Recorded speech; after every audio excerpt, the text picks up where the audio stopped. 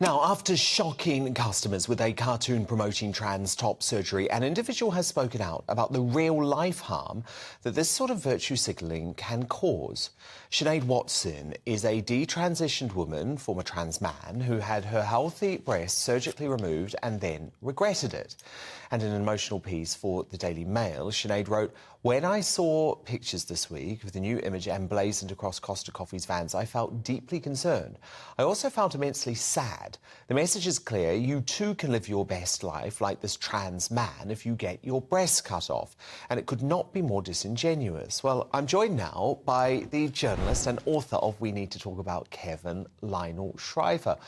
Lionel, what's your take on this Costa Coffee moment? And do you think this is their Bud Light moment? It seems so.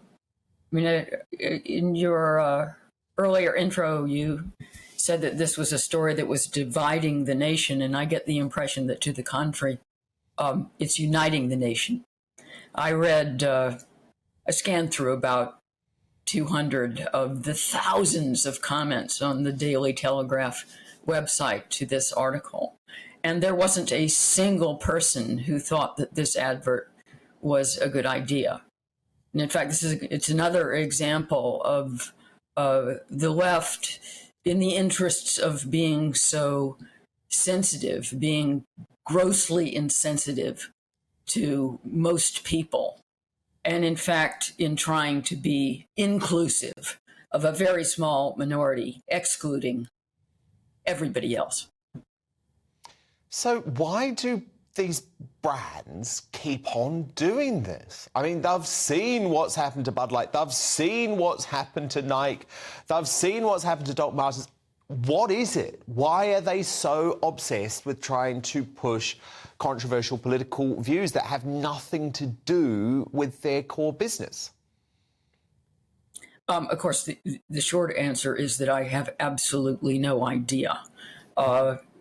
They're clearly living in a little bubble, and these marketing people must hang out with other marketing people who think that in order to be trendy, you have to be far left, and you have to service a set of ideologies that are alien, if not offensive, to the majority of the population.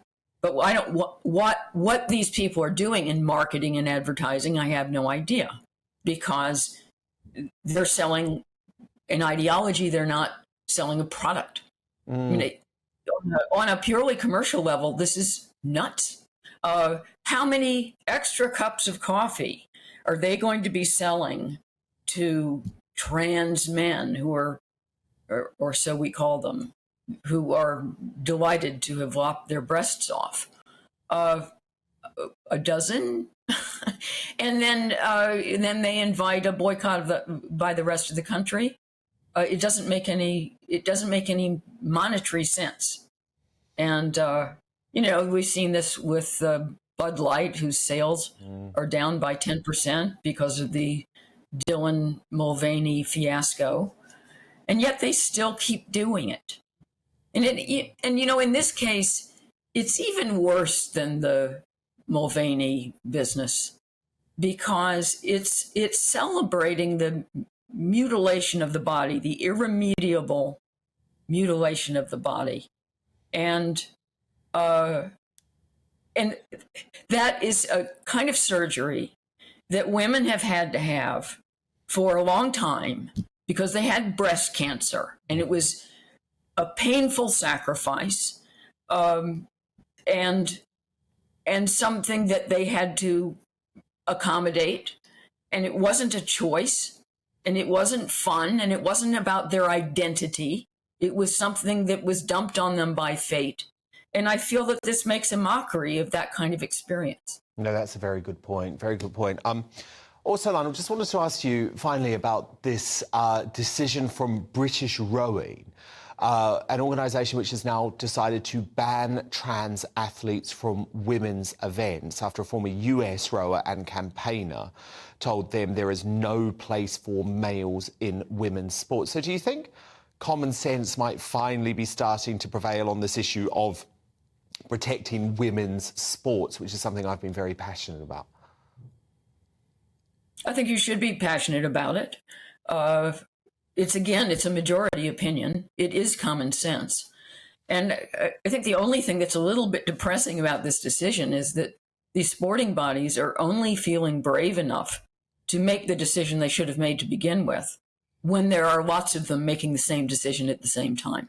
That finally a collective common sense has arrived in the sporting community. But it's a scandal that male-bodied people were ever allowed to compete against females in women's sports. No, indeed. Lionel Shriver, author of We Need to Talk About Kevin, Spectator columnist, great journalist. Thank you so much for being here.